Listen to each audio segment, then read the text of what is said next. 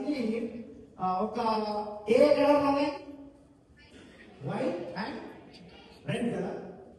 So ఈ బలూన్లో ఏముంది, లోపల ఏముంది చెప్పాలి? Chicken colour. చెప్పాలి మరి అందులో ఏమున్నాయండి? గాలి. సో ఈ బలూను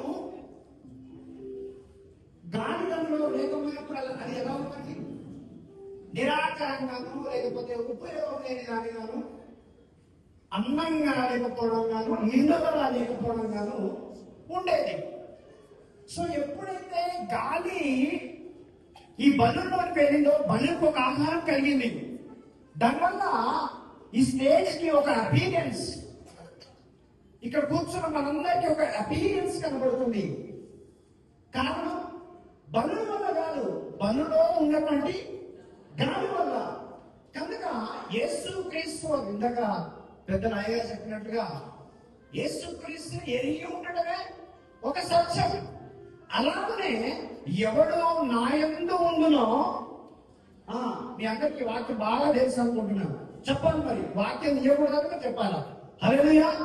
ఇక వాక్యం చేస్తే ప్రసంగం అయిపోయి కనుక నేను చెప్పాలా? ఎవడు నా యందు ఉండునో నేను వాని యందు ఉండును, అప్పుడు ఏమవుతుంది? ఫలించబడతాం. యేసుక్రీస్తు వారిలో ఎప్పుడైతే మనం ఉంటామో, యేసుక్రీస్తు వారు వచ్చారు, పుట్టారు, అదొక సందర్భం, ఒక సంబరం. ఇప్పుడు క్రిస్మస్ అంటే యేసుక్రీస్తు వారు మన కొరకు పుట్టడమే కాదు, కానీ మనము యేసుక్రీస్తు వారి కొరకు నూతనంగా జన్మించడమే ఒక గ్రాండ్ క్రిస్మస్. చెప్పడం పరుస్తాం. ఇప్పుడేం చెప్పండి, క్వశ్చన్ ఏంటి?